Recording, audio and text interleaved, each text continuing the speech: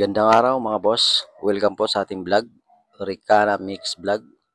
Simple lang ang ating lutuin ngayong araw mga boss.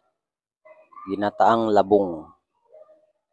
At bago yung mga boss, shout out muna sa kapatid ko dyan sa Paranaque, Nelson Dayola, at sa kanyang asawa si Gingging Dayola na patuloy na sumuporta sa ating channel mga boss. At kay RG Matias, shout out. Kay MG Philip, Manny Pinyol, kay Buda, Jason Robrico, RG Cuenca, shout out sa inyo mga bossing. Tuloy na po natin mga boss. Meron po tayo dito mga boss na 1 pirasong bawang, 2 pirasong sibuyas mga boss, at halagang 10 piso na luya, 4 pirasong siling haba,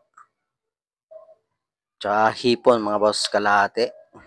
Meron din po tayong 1 kalahating alimasag mga boss. At yung ating labong mga boss, papakuluan po muna natin yan. Sabay patakan po natin ng tubig bago po natin ilagay sa kawali yan mamaya-maya mga boss. Pagkatapos po natin hugasan yung ating labong mga boss sa tubig na malamig, maglagay na po tayo ng mantika sa kawali mga boss. Una natin yung bawang dyan mga boss. Tapos susunod po natin yung sibuyas mga boss. Pati luya. Pagkatapos isunod po natin yung ating labong mga boss. At kung magustuhan niyo po ang ating recipe ngayong araw mga boss, pwede po kayong mag-like at mag-share mga boss. Pwede nyo rin pong bisitahin yung ating YouTube channel at papindot na rin yung subscribe button, pati notification bell para ma-notify po kayo pag meron pong tayong bagong upload. Wala pong bayad yan mga bossing. At dito naman sa ating Facebook page, Ricana Mix Vlog, kung maaari po may follow po ninyo mga bossing. Pagkatapos po natin mailagay yung ating labong mga boss, halo-haloin lang po natin. Pagkatapos lagay po natin yung pangalawang piga na gata mga boss.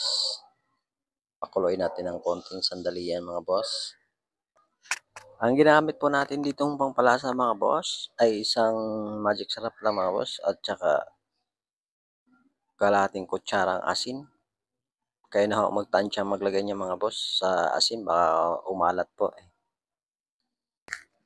Isunod po natin dyan ilagay mga bossing yung unang piga na gata mga boss.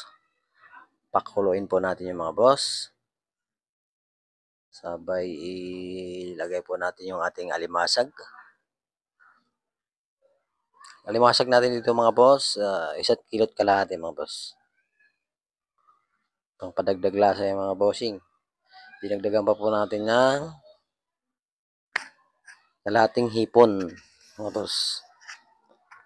Para talagang maramdaman mo yung lasa mga boss. Sagarin mo na mga boss. Napakasarap nito mga bossing. Gusto nyo i-try? Masubok nyo mga bossing kung totoo sinabi ko. Napakasarap mga bossing. Baka makalimutan nyo yung pangalan nyo mga boss. Mahirap na. Oo nga mga boss, kung gusto nyo pong subukan, napakasarap. Sigurado mga boss, taob yung kaldero nyo mga boss. Dahil pabalik-balik kayong kumain mga boss. Di talaga kayo magsisi nito mga boss kasi napakasarap talaga mga boss. Try nyo mga boss.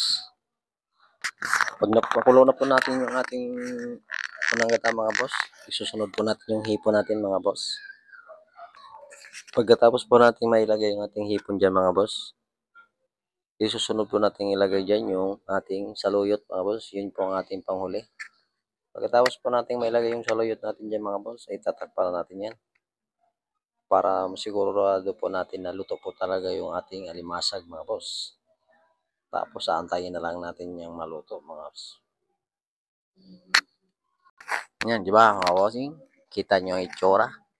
Napakasarap na mga boss. Gusto ko na kumain mga boss. Naglalaway na ako mga boss. Pagkatapos natin may apply yung ating gulay mga boss, antayin talaga natin maluto yung mga boss kasi gutom na ako mga boss. Lalaway na ako makatingin sa ulam mga boss. Upakan na natin yung kanin natin mga boss para malaman natin kung mataob ba talaga. Oh, paano mga boss? Kakain na tayo mga boss. Luto na yung ating ulam mga boss. Hanggang sa muli mga boss. Huwag niyo naman pong kalimutang i-follow si Ricana Mix Vlog mga boss. Marami pong salamat sa inyong panonood mga bossing. Hanggang sa muli.